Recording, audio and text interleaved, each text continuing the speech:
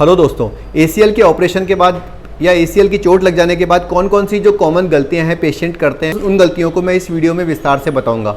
नमस्ते दोस्तों, मेरा नाम डॉक्टर नवीन शर्मा है और मैं सीनियर कंसल्टेंट हूं अपोलो हॉस्पिटल जयपुर में और एडवांस हॉस्पिटल जयपुर में। दोस्तों, एसीएल की चोट के बाद कुछ गलतियां हैं जो लगभग हर पेशेंट करता है। मेरे 15 साल के एक्सपीरियंस में 10,000 से ज़्यादा एसीएल के पेशेंटों को ठीक करने के बाद जो मुझे चीज़ समझ में आई है वो मैं इस वीडियो में आपको इन्फॉर्मेशन देने की कोशिश करूँगा। सबसे पहली गलती एसीएल के बाद पेशेंट ये करता है कि वो पैर में प्लास्टर लगा लेते हैं या नी ब्रेस लगा लेते हैं और पैर को बेंड करना बंद कर देते हैं। उनका मन में सोच ये रहती है कि अगर मैं पैर को सीधा ही रखूँगा तो अपना एसीएल अपने आप सही हो जाएगा।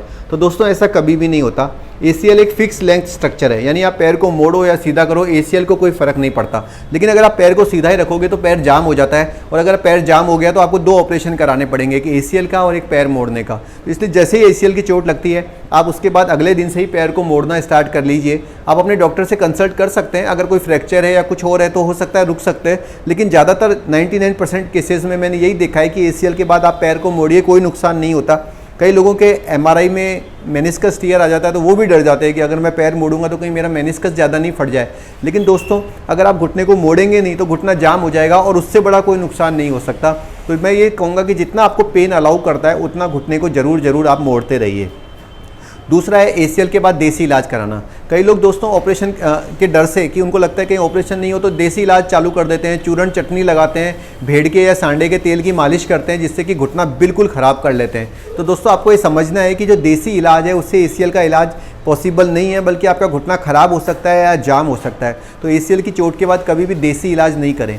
तीसरा है कंप्लीट बेड रेस्ट करना। कुछ लोगों को लगता है एसीएल का ऑपरेशन से बचने का यही तरीका है कि मैं बेड पे लेट जाऊं। 6-6 महीने बेड पे लेटे रहते हैं, जिससे कि उनके पैर की पूरी मसल्स खत्म हो जाती है, पैर पूरी तरह वीक हो जाता है। तो दोस्तों, एसीएल की चोट लगने के बाद कोई बेड रेस्ट की नीड नहीं है। आप हल्का सा नी ब्रेस लगा के चल सकते हैं, बल्कि जब आप चलेंगे तो उल्टा मसल्स मजबूत होगी, बोन मजबूत होगी। मैंने देखा है कि जो लोग 3-4 महीने के बेड रेस्ट के बाद मेरे पास एसीएल सर्जरी कराने आते हैं तो उनकी बोन की क्वालिटी काफ़ी नरम हो जाती है। तो बोन की क्वालिटी भी तभी इंप्रूव होगी जब आप चलेंगे। तो एसीएल के बाद किसी भी हालत में एसीएल की चोट के बाद आप बेड रेस्ट ना करें। चौथी गलती जो करते हैं कई लोग दोस्तों, वो घुटने में इंजेक्शन लगवा लेते हैं। वही कहते हैं कि मेरे घुटने में डॉक्टर के पास जाते हैं या क्वैक के पास जाते हैं, जो प्रशिक्षित डॉक्टर भी कई बार नहीं होते, और घुटने में इंजेक्शन लगवा लेते हैं। वो सोचते हैं कि तेल वेल या चिकनाई का इंजेक्शन लग जाएगा तो मैं सही हो जाऊंगा। तो दोस्तों, इंजेक्शन लगाने की गलती कभी ना करें। अगर आपके घुटने में बहुत ज़्यादा ब्लड भरा हुआ है और आपका पैर नहीं मुड़ रहा तो आप डॉक्टर से, स्पेशली ऑर्थोपेडिक सर्जन के पास जाके पूरे स्टेराइल कंडीशन में इंजेक्शन से ब्लड निकलवा जरूर सकते हैं, लेकिन अंदर से कोई दवाई या कोई स्टीरॉयड लगवाने की गलती बिल्कुल ना करें।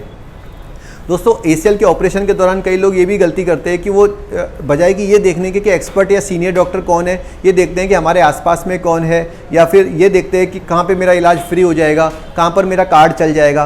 दोस्तों, ये एक ऐसा ऑपरेशन है जो हर जगह परफेक्ट होगा कि नहीं होगा इसकी श्योरिटी नहीं होती। ऐसे में ऐसे सेंटर पे ऑपरेशन कराना जहाँ पे कि रेगुलरली 5 से 6 एसीएल होते हैं, जहाँ पे टीम पूरी ट्रेंड है, जिसमें हाई क्वालिटी इम्प्लांट यूज़ होता है, उसका चयन करना ज़्यादा ज़रूरी है, बजाय कि ये चयन करना कि कहाँ फ्री में हो रहा है या कहाँ पास में हो रहा है या कहाँ मेरे चाचा जी की जान पहचान के लोग हैं वो कर देंगे।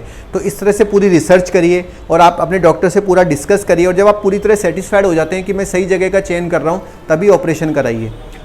एसीएल के ऑपरेशन के बाद कई लोग फिजियोथेरेपी से दोस्तों बहुत जी चुराते हैं। वो डॉक्टर से कहते हैं कि डॉक्टर साहब आप 2-3 हज़ार रुपये और ले लो और आप ही मेरी कसरत कर लो, मैं तो कसरत करने का भी मेरा मन नहीं है।